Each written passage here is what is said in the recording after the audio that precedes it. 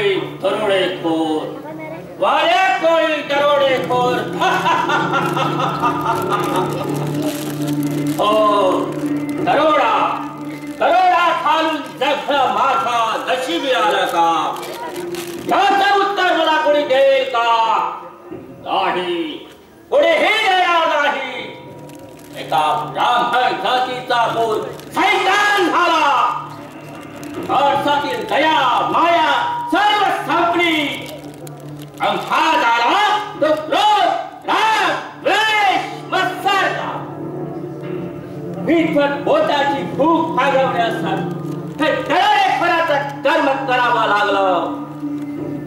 आता या पाषाण डगळ्यावर बसून पाषाण खाली झालो. हॉटेलच्या वाट हलून पकडायचो, त्याकडे पैका काढून घ्यायचा, लुबाडायचा. दयाची वाच्यता होऊ नये म्हणून मला मला मला मारून टाकायचं. बस कर्माला जगायचा. पण आहे का कोणी मला जाप जाणारा? आहे का माझ्या समोर उभा राहण्याची हिंमत? नाही. कशी असेल? माझ्या समोर आला तो मारला गेला.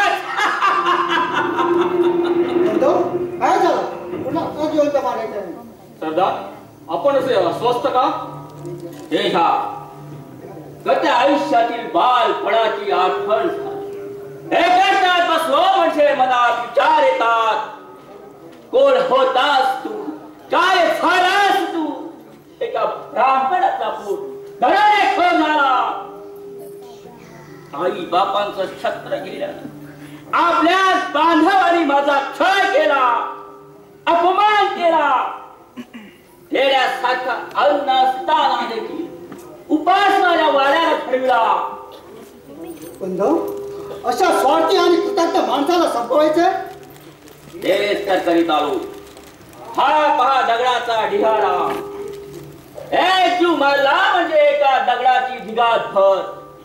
एकूण नोंदी किती आकडा झाला तेजा? बंधू, याची नोंद क्रोधाकडे. क्रोधा किती आकडा झाला? शतकावर जाऊन 6वा वरेला. तेजा, सर्व काही सुरळीत चाललं आहे, पण एका विवंचित येतात. कोणत्या बंधू? तेजा, क्रोधा. आतापर्यंत आमच्या कर्माची कहाणी तिघातच गुप्त राखण्याची शपथ आम्ही भद्रकाली मातेच्या स्तंभापाशी घेतली आहे. आठवणीत आहे ना? होय सरदार, त्या बाबतीत आमच्या तोंडीत मर्यादा कुठेच झाली नाही. ठीक आहे. आतापर्यंत ज्याप्रमाणे गुप्तता राखली तशी यापुढे समजला सरदार. आमच्या घरात तर अजिबात समजता कामा नाही. बरोबर आहे सरदार. ही गोष्ट गुप्त राखण्याचं कारण माहित आहे तुम्हाला? सांगा सरदार. आपण करीत असलेले कर्म दुसऱ्याला समजले तर आपल्याला शत्रू निर्माण होण्याचा संभव आहे. इतकाच नव्हे ही गोष्ट दुसऱ्याला समजली तर या वाटेनं माणसं येण्याची बंद होतील. आणि आमचं काम बंद पडेल असत ना बंधू, त्याची चिंता करू नका. तुमचा हा लहान बंधू तुमच्या पाठीशी असताना भिण्याचं कारण नाही. बालपणा बंधू प्रेमानं जोडलेलं नातं हा त्याच्या कधीही विसरणार नाही. शाबास तेजा, शाबास. रक्ताच्या नात्यापेक्षा लाख बोलाचं बंधू प्रेमाचं नातं आम्ही जोडलं आहे. खरंच तेजा, तू माझा तेजस्वी बंधू. रोधा, तू देखील कमी राहील. सरदार, माझ्याबद्दल कोणता संशय आणू नये. जीवनात एकाकी पडलेल्या क्रोधाला आपणच तर आधार दिला हे मी कधी विसरणार नाही. आपल्या घरात आमच्या कर्माची माहिती होऊ नये म्हणून घराकडून येणारं अन्न माळावरच ठेवून थांबण्याची सूचना दिली आहे. खरंच व्याघ्र जन्म आबाने दिलेल्या बालपणाच्या शिकवणीने बंधू तुम्ही कोळी जातीतील विचारांचे एकरूप झाला. बंधू, कोळी जातीची शान तुम्ही वाढवली. तेजा, फक्त शिकार करून जगायचे ठरवलं असतं तर स्वापदा अभावी उपासमारीचे दिवस आले. माणसाने येणाऱ्या परिस्थितीवर मात करून जगलं पाहिजे. सदरचे विचार योग्यच आहे. वाटमारी आणि दरोडेखोरी करतो म्हणूनच दिवस सुखाचे जातात. नाही तर उपासमार दुसरा काय? तेजा, क्रोधा, चला आज थोडा थकवा आल्यासारखं वाटत. थोडा वेळ विश्रांती घे. तुम्ही ओढ्यावर जाऊन आंघोळ करून घ्या. सरदार, आपला थकवा जाण्यासाठी अंगरगंड करू का? त्याची काही काळजी गरज आहे. पाठ जमिनीला लागतात बरं वाटत.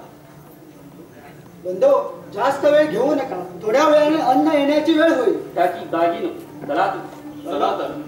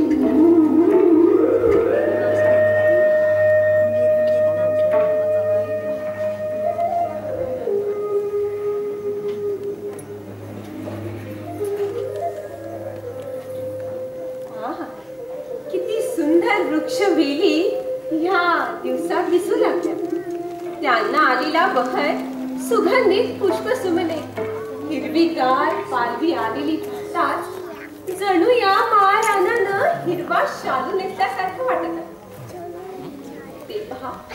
ते पहा पलीकडच्या वृक्षाच्या फांदीवर राघू मैना बसून चोचीत चोच घालून खेळेखिळा करीत आहे. सर्व बाजूंनी आनंदी आहे. आभाची तर जेवणाची वेळ झाली नाही. आईनं तर भोजन लवकरच बनवून दिलं. आभाजवळ खाली खोऱ्यात जाणं आपल्याला शक्य नाही आणि ती जागा मी कधीच पाहिलेली नाही. आता एवढा वेळ घालवायचा कसा?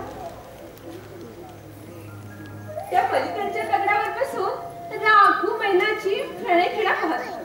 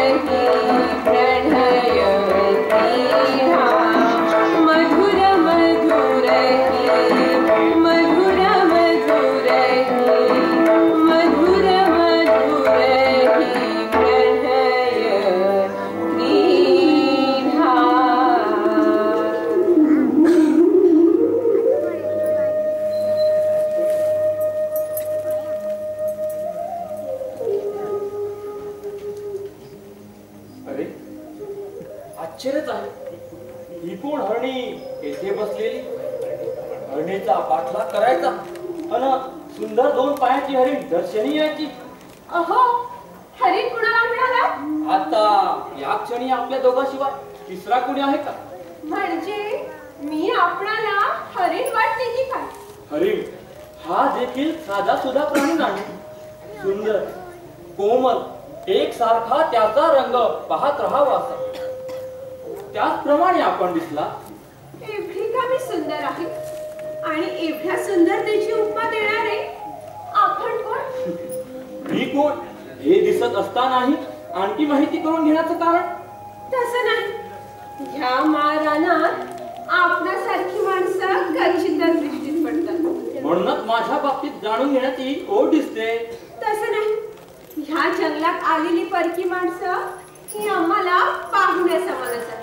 पाहुण्यांचं नातं जोडण्यापेक्षा एकदमच जवळचं नातं जोडलं तर आमच्या सारख्या राजपुत्राचे भाग्य समजायचं.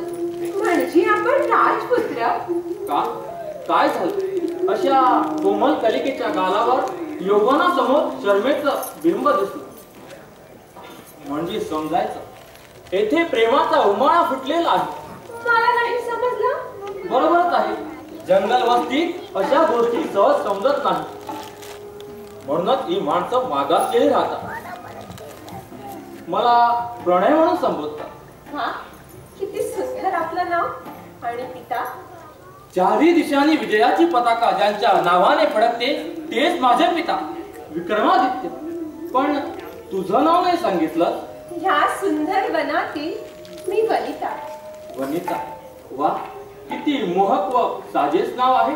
नाव देणाऱ्या मात्या पित्याजवळ विद्वत्ता असलेले दिसते. बरोबर, पण आपण इथे कसे काय आलात? शिकारीसाठी. मी आले का शिकार? हो, ही का समोर जिवंत शिकार उभी आहे. ईश्वर, मी शिकार काय? म्हणूनच तर प्रथम दर्शनी हरिण संबोधून गेलो. खरंच सुरता, या सुंदर वनातील तू एक सुंदर कन्या रत्न आहे. सागरातील रत्नाचा खडा जंगलात कसा कळाला समजत नाही. बरोबर, जास्त स्तुती केलेली बरी नव्हे. रत्नाला रत्न म्हणून येतात, काय म्हणावं? तसं नाही. स्तुती जास्त झाली म्हणजे रत्नाला देखील दृष्ट लागून तडा जातो असे म्हणतात. पण माझ्या समोर असलेला रत्न तळा राहणार नाही, तसा वक्र नजरेनेही पाहत नाही. राजकुमार, वनिता, वनिता, किती सुंदर आणि कोमल हे तुझे मुखकमल वाटतं. इश्श, एवढी स्तुती नको करायला. दुसऱ्याची स्तुती माणूस उगीच करत नसतो. जशी तू दिसते तेच मी बोललो. राजकुमार, पुरे आभा येण्याची वेळ झाली, मला गेला पाहिजे. पण मला इतक्या लवकर सोडून? राजकुमार, काय सांगू आणि कसं सांगू आणि जाऊ तरी कशी? ह्या बाबतीत बोलायला वेळ नाही. पण काय प्रिये? काय प्रिये? राजकुमार, वनिता, तू मला सोडून इतक्या लवकर जाऊ नको. तुझ्या भेटीनं मी मोहित झालो आहे. राजकुमार, मला देखील काही समजेनासं झालंय. वेळ होतोय. भोजनाचं बोसकर तिकडच आहे. मला गेला पाहिजे. वेळ होतोय. खरंच वनिता, प्रेमाच्या धुंदीत तुझ्या पित्याबद्दल विचारपूस करणे राहूनच गेले. प्रेमी जीवांना दोघांशिवाय तिसरा दिसत नाही म्हणतात, ते खोटं नाही. आभा कुठून येणार, काय करतात ते नंतर सांगते. पण वनिता, तुझा विरह मला सोसत नाही. राजकुमार, आपण राजे लोक. राजकर्त्यांजवळ संयम व सहनशीलता असायला हवी. वा, किती लाख मोलाचे विचार सांगितले. खरंच या राजपुत्राची राणी शोभते खरी. इश्श, एवढ्यातच खरं वाटत नाही तर हे पहा वनिता, माझ्या प्रेमाचं प्रतीक तुझ्या हातात अंगठी घालीत आहे. राजकुमार, हे काय केलं? मी योग्य तेच केलं. राजकुमार, ही अंगठी आव्हाने पाहिली तर? पाहू दे, त्यांच्या प्रश्नाला जाब मी देणार. तू जाऊन ये, मी इकडंच थांबतो. नका राजकुमार, तुम्ही ज्या कामाकरिता आलात ते काम करून घ्या. वनिता, राजकुमार, वनिता, वनिता. मम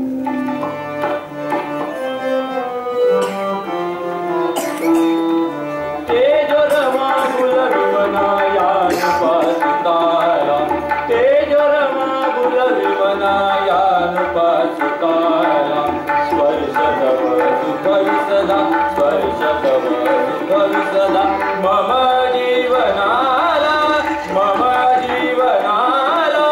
जीवनाला तेज रमा बुलरी मनायान पासिताला, तेज रमा बुलरी मनायान पासिताला.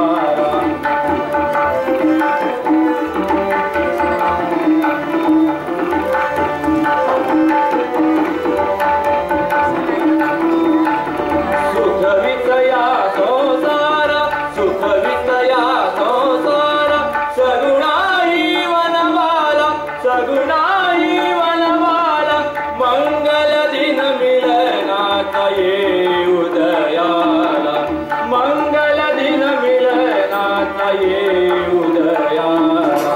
तेज रमा बुलवी मनायान पासुताला, तेज रमा बुलवी मनायान पासुताला.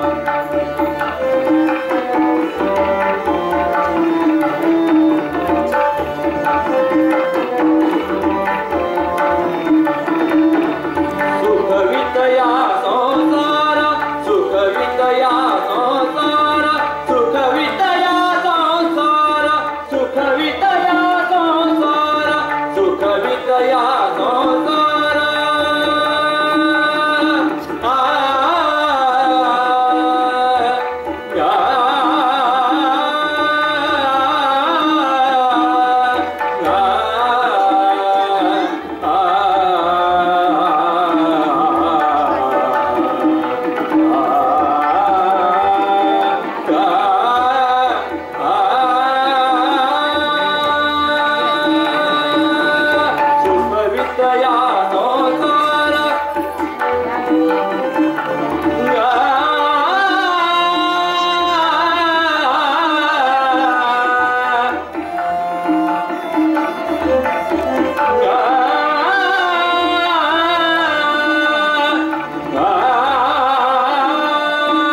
सुखवितया संसार, सुखवितया संसार.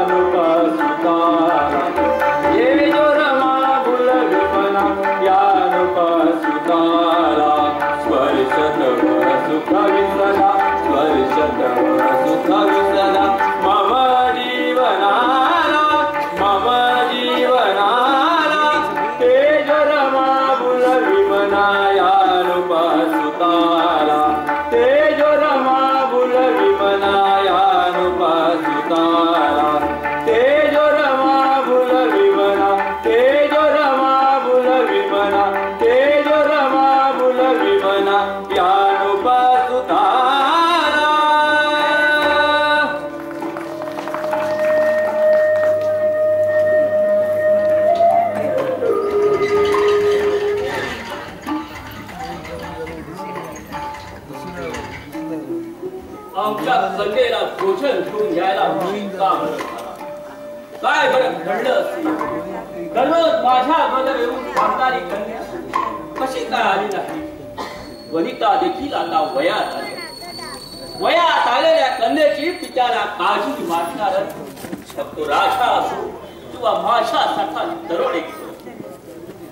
कन्येचं कन्यादान झालं म्हणजे पित्याचं ओझं कमी झालं. कन्यादानासारखं दुसरं पुण्य आमच्या नशिबी हा योग कधी येतो तो बघा. पण वनिता अजून कशी काय आली? काही भलतंच होतं? अरे का अरे आपण कधी आलात? मला यायला थोडा उशीर झाला. हे सुद्धा तोच विचार देतो. का उशीर झाला? आभा, आज मी लवकरच आले होते. अय्यानं देखील भोजन लवकरच बनवून दिलं. आपली वेळ झाली नाही म्हणून थोडा वेळ पलीकडच्या वृक्षाखाली बसून राहिले. आणि वेळेचं भान राहिलं नाही असंच ना? का रमून गेली कुठल्या तरी विचारात रमून गेली नाही आबा. निसर्गाची सुंदर शोभा पाहत बसले होते. तेवढ्यात तिथे एक राजकुमार आले आणि बोलता बोलता उशीर झाला. समज आवडीचं बोलणं आणि माणूस भेटला म्हणजे वेळेचं भान राहत नाही माणसा. पण आभा, अनोळखी माणसाला आपल्या जंगल वस्तीत नको का मदत करायला? मदत आणि अनोळखी माणसा लाज वाटत. आभा, एवढं रागवण्याचं कारण? राग तुझ्यावर नाही, राग आहे तो या स्वार्थी माणसावर. बोरी ऐक, माझ्या गत आयुष्यात ओळखीच्या माणसाने नाही सगळ्या सोयऱ्यांनी आप्तेष्टांनी मदत केली नाही, दया दाखवली नाही, कुठेसाठी अन्न मागितलं तरी खास कुणी दिला नाही. स्वार्थी जगाचा पसारा सारा. पण आभा, राजकुमार काही स्वार्थी नाही. आणखी एक शब्द देखील बोलू नकोस. कुणाचीही गाठ भेट न घेता करता रस्ता घाट. पण आभा, पण मी काही नाही. खरी गरज द्यावर जे काही सांगायचं ते सांग.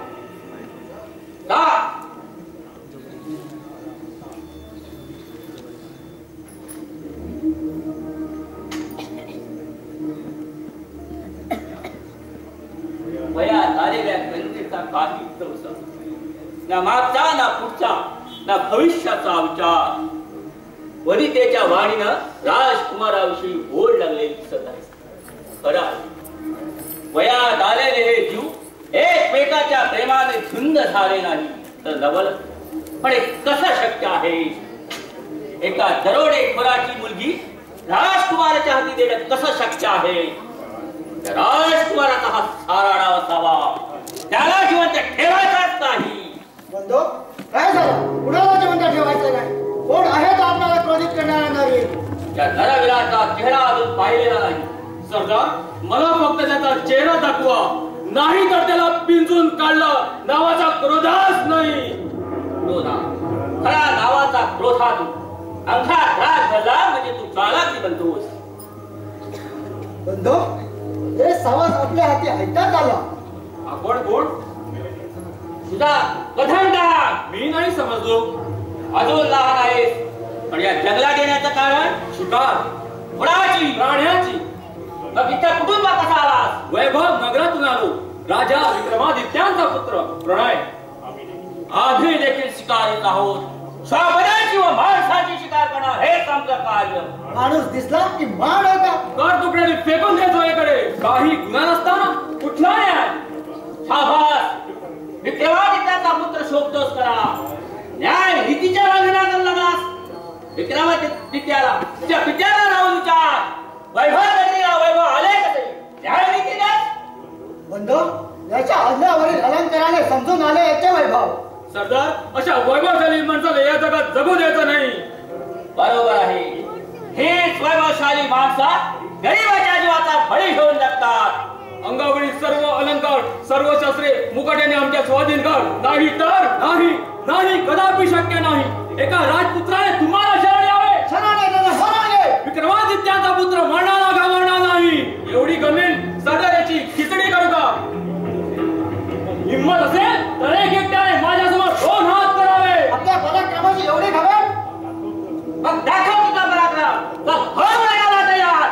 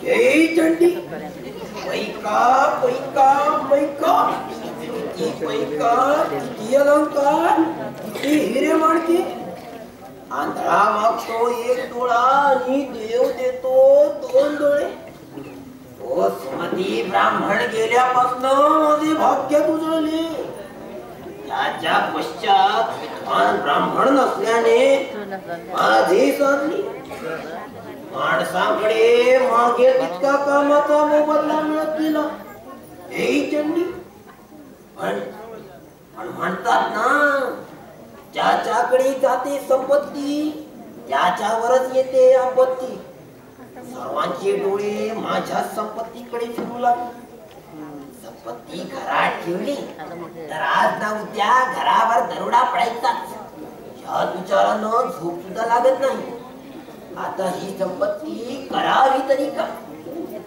तरी ठेवलेली बरी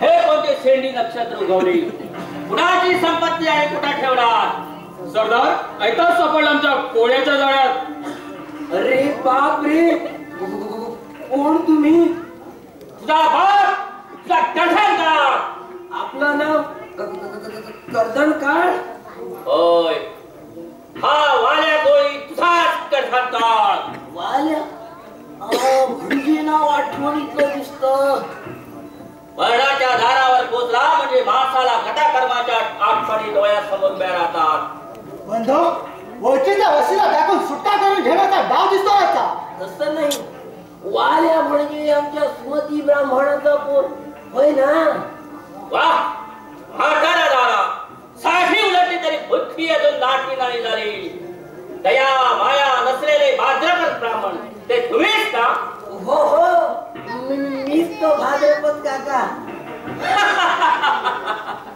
काका आठवतो का तो बाल वयातील अनाथ वाड्या नाही कसा आठवणार तुझा इथं कुणी काका नाही असे म्हणणारे तुम्हीच का ते भाद्रपद आता काका कसे राहणार आठवण करा हे भुकेसाठी दाखवण्याची खाऊ मागितला त्यावेळी तो तुम्ही दिला नाही तुमचे पाय झाले विनवण्या केल्या पण तुम्ही निर्धायी झालात दया माया न दाखवता दरिद्री गैर धरून लाच मारून निघून गेलात आठवते का आता म्हातारा झाला बिचारा विसरला असेल सारं बंधू नानेच का आपल्याला जीवनातून उठावला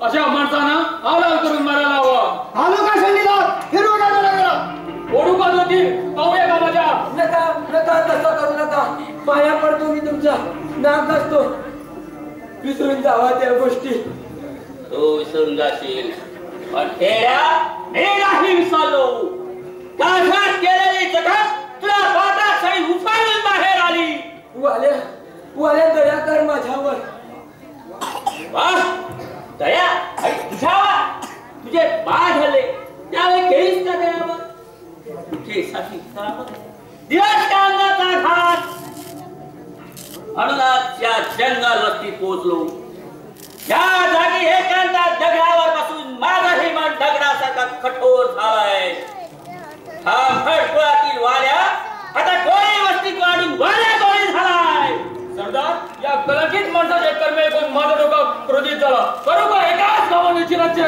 नका नका तसं करू नका पाया पडतो मी तुमच्या नाक असतो पण मला मारू नका आता कितीही विनवण्या केल्या तरी ते व्यर्थ मला दरोडेखोर करणारे तुम्ही वाटमारी करू लावणारे तुम्ही मग दया तुला कशी दाखवू आता तुझ्या कर्माची फळं तुला भोगावीच लागणार हवा तर शेवट नाही वाल्या मला मारून ब्रह्महत्येचं पाप माथी मारून घेऊ नकोस ब्रह्महत्येसारखं महान पाप दुसरं नाही पाप पुण्याच्या गोष्टी मला सांगू नकोस तो माझ्या मेला आता तुझ्या समोर उभा आहे तर तुझा कदंगा दरोडेखोर वाल्या वाल्या वाल्या एक वेळ माझ्यावर दया कर स्वतःच्या स्वार्थाकरिता लहानपणी मी तुझ्यावर दया केली नाही तिरस्कार केला द्वेष केला आणि संपत्ती गाठी लागली भरपूर संपत्ती मिळवून देखील सुख लाभले नाही. या संपत्तीच्या आशेने माझ्यावर आपत्ती आहे. वाल्या, मला माझी चूक समजली. आता त्याचा पश्चाताप होतोय. झालेल्या अपराधाबद्दल क्षमा कर मला. या संपत्तीच्या आशेनं मी वाम मार्गाला लागलो. वाल्या क्षमा कर मला. जीव जाण्याचा प्रसंग आला म्हणजे माणूस कोणत्याही थराला जातो. आता मी सांगेन ते करायला तयार होशील, पण तुला मारून ब्रह्महत्येचं पाप मी माथी मारून घेत नाही, म्हणून तुला एक वेळ अभय देतो. सरदार, यांनीच आपल्याला या वाटेवर आणलं. आणि बंधू, क्रोधाचं म्हणणं बरोबर आहे, पण याला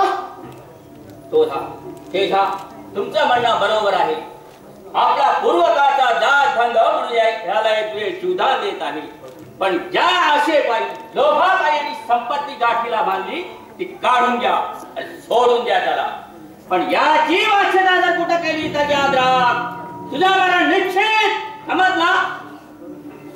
बंधूंनी तुझ्यावर दया केली हे भाग्यास समज. इकडं द्यायचं का थोडं? द्या मंडळा. हे घ्या. ठीक आहे, पण छडबड केली तर थांबू नकोस. समोर ठीक आहे. जय चंडी. याची वाचना जर कुठे केलीस तर घरदार उद्ध्वस्त करून तुला माझे जीवन दगडेन, हे लक्षात ठेव.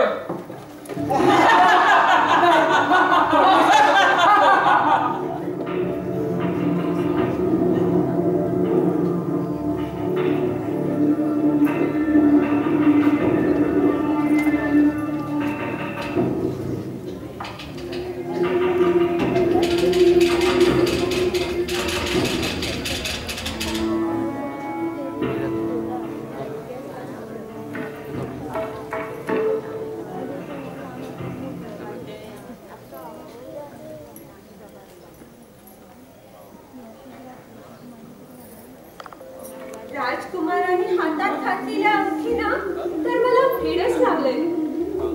रात्रंदिवस राजकुमाराची मूर्ती डोळ्यासमोर येते. त्यांचे ते प्रेमळ शब्द, वनिता, ही अंगठी माझ्या प्रेमाचं प्रतीक तुझ्या हातात घालीत आहे. त्यांनी धरलेला तो माझा हात, त्यांचा प्रेमळ स्पर्श आठवला म्हणजे मन एकदम भरून येते. आभाच्या राघवण्याने परत राजकुमाराची भेट न घेता त्यांच्या आदेशावरून घरी जावे लागले. त्यांच्या भेटी करता आतुरलेला हा जीव अय्यांशी खोटं बोलून आज लवकर भोजन घेऊन आला. पण राजकुमाराचे दर्शन काही झाले नाही आणि आभांच्या भीतीनं अंकेची गोष्ट त्यांच्याशी बोलली नाही. पण कुठं बरे असतील राजकुमार? त्यांच्या भेटी विना हा जीव भेडा पिसा झालाय. मनाची तर विध अवस्था झाली. तव भास अंतरी झाला, तव भास अंतरी झाला, धावत ये मोहना साजना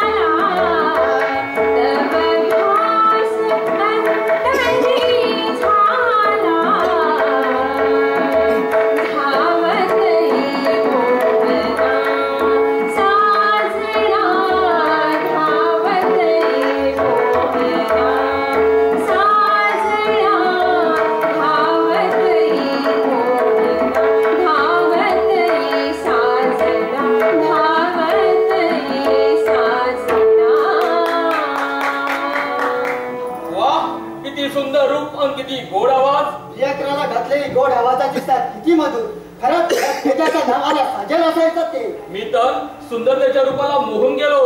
निल्ला जानो, तुम्हाला माता भगिनी आहेत की नाही?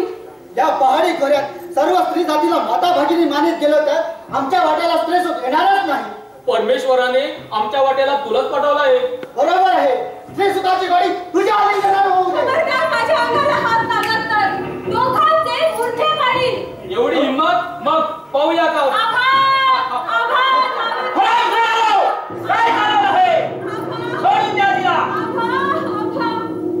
सरदार, आपली शिकवण इथं आलेल्याला जीवन सोडायचं नाही म्हणून. आभा, हे कोण नराध? काय आबा, हा काय प्रकार आहे? होय की हेच ती माझी कन्या वनिता. हा रानावर भोजन दिले आहे. चुकलो बंधू, पश्चाताप झाला, अपराध घडला, क्षमा असावी. हे घ्या.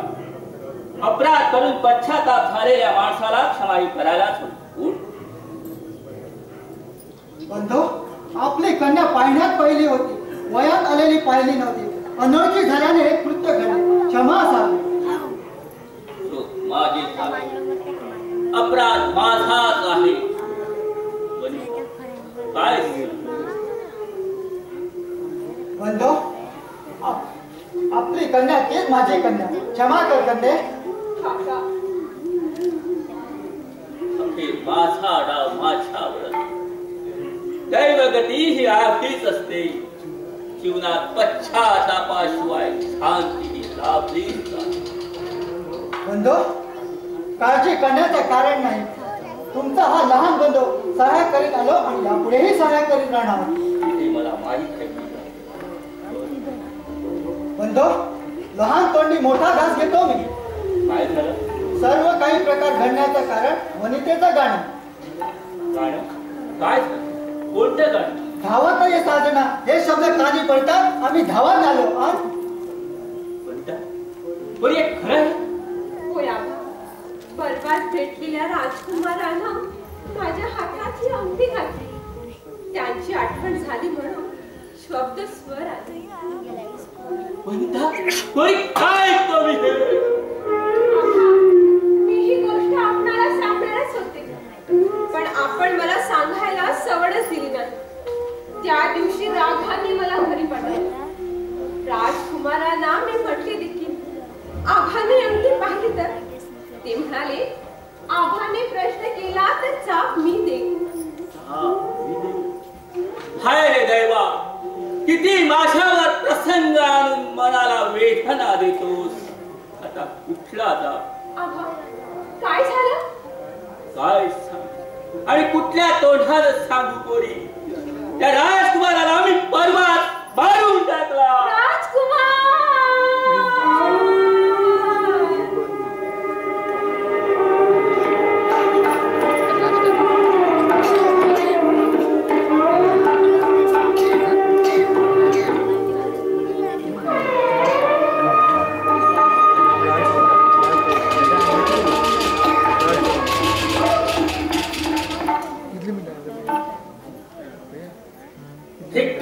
धिक्कार असो या मानव देहाचा आणि दैवताचा. त्या देहाला जन्माला घालून काय दिलं?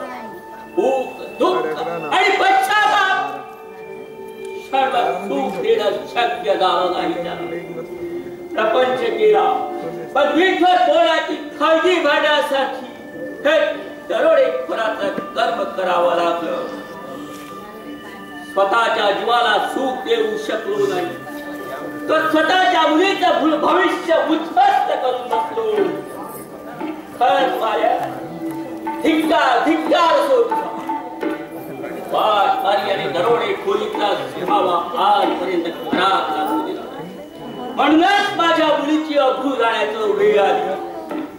इतकंच नव्हे तर माझ्या होणाऱ्या भावी जावयाचा मरण आमच्याच हातून गेला. खरंच माझ्या तू कलंकित झालास. पण माझं भविष्य वर्तवणारा तो नारद सुद्धा गायब झाला. धिक्कार सोट्या नारदाचा.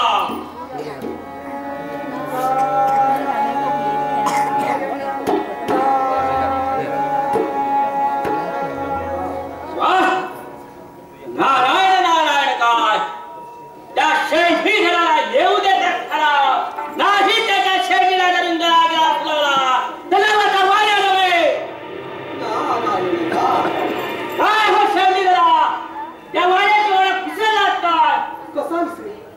तुमच्या जीवनाचा मार्ग दाखवणारा मीच तो ना. एक शब्द देखील बोल नका. आठवते का तुम्ही सांगितलेली भविष्यवाणी? कुठे गेला तुमचं भविष्य? झाला का माझ्या जीवनाचा उद्धार? संकट सवयी धावत येणारे सहाय्य करणारे तुम्ही कुठेतरी मारून बसला होता. सांगतो, ऐक मला. चुप! एक शब्द देखील बोल नका. ढोंगी लफंगी गोसावी आता खोट्या वगैरे केल्या तर तुझी जी मुळा सगळं उठून काढून लक्षात ठेव. नारायण नारायण, एवढा क्रोध का म्हणून? 2 वर्षात आणखी विचारता तुम्ही दिलेली भेट विसरलात का? पण भेद आहे विसर. तुमच्या प्रत्येक शब्दावर विश्वास ठेवला का? तर मला कुणाचाही आधार नव्हता. तुम्ही त्या जंगल वस्तीचा मार्ग दाखवला. कुठं माझं भाग्य उडालं? झाला का माझ्या जीवनाचा उद्धार? वाल्या, वाटमारी आणि दरोडेखोरी करणं हाच का माझ्या जीवनाचा उद्धार? आता तुझाही शेवट. शांत हो वाल्या. असा एकदम क्रोधित होऊ नकोस. संयम राख आणि माझं शेवटचं ऐकून घे. मला कुणाचाही ऐकून घ्यायचं नाही. बस पश्चातापानं डोकं फिरलंय. मी आता मागे फिरत आलोय. वाल्या, वेळ गेलेली नाही आणि माझी ब्रह्मवाणी कधी खोटी ठरणार नाही. यापुढेही ठरणार नाही. वाल्या, या पूर्वजन्मीच्या दुष्कर्मामुळे या जन्मी 3 दुःख सोसायलं. एवढेच नव्हे तर तू करीत असलेले मानव हत्येच्या पापात आणखी भर पडली. हो गया, आतापर्यंत फसवत आला. आता तुझे प्राण वाचवण्याचा डाव आहे हा. वाल्या, तू ही वाटमारी दरोडेखोरी का करतो? मी वाटमारी करीत आहे ते माझ्या घरच्यांचं पोट फाडण्यासाठी. बरोबर आहे. प्रत्येक मानव आपल्या घरच्या माणसाचं पोट भरण्यासाठी कर्म करतो, पाप नाही करत. घरी जा आणि विचारून घे की बायको करून तुझ्या पापाची वाटेकरी आहेत का? जा विचारून घे. बंधो समज. वाल्या, साथीदार ना तुझे? बरं जा, योग्य वेळी आता माझा विश्वास नाही तुला की पळून जाण्याची भीती नाही तुला? घरी जाऊन जात देऊन ये घरच्या माणसाकडून. ठीक आहे. इथंच थांबा. घरी जाऊन येतो. हा काय प्रकार इथं घडला काही समजत नाही. आणि हे कोण ओळखीचे दिसत नाही. नवीनच सोम दिसतं. सरदारांनी याला सोडलं कसं? सरदारांची आणि याची भेट झाली नसती. याची सुद्धा नोंद दगडाच्या ठिकाणीच झाली असती. याची ओळख करून घेऊ. काय हो, आपण कोण? तिथं कशासाठी आला? मला वाटतं या जंगलात शिकारीसाठी आल्याच हवे. बरोबर आहे. याच्या सोबत ही नवीन प्रकारची शस्त्रे हातात आहेत. अरे विरालो, ही शस्त्रे नाही, संगीताला साथ द्यायची वाद्य आहे. पण या जंगलात याचा काय उपयोग? तुमचे संगीत कोण ऐकणार इथं? जंगल असू द्या किंवा नगर असू द्या, या वाद्यांचा उपयोग ईश्वराचे नामस्मरण गुणगान करण्यासाठीच मी करीत आहे. म्हणजे